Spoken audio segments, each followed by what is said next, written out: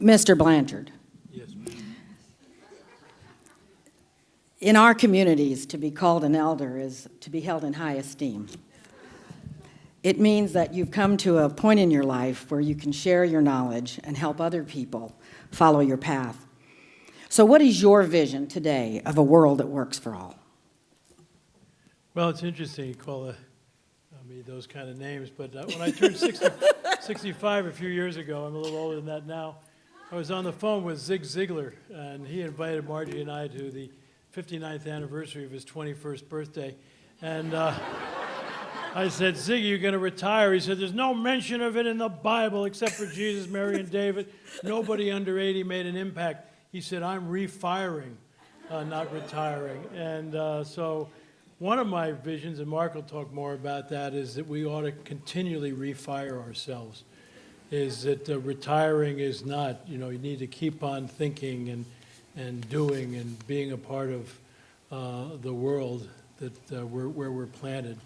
My hope for the world is that we have a different leadership role model. We are in desperate need of a different leadership model. We've seen what self-serving leaders have done in every sector of society all around the world, where they think leadership is all about them and all. We're desperately in need of servant leadership. And when I talk about servant leadership, there's really three parts of that. There's the servant part, which the elevator speech is, it's not about you. Mm-hmm. It's about the people that you're serving, your people that work with you, your customers, and people in your community. The second, which is really important, is the steward. And the steward is, we don't own anything. It's all on loan. This planet is on loan to us.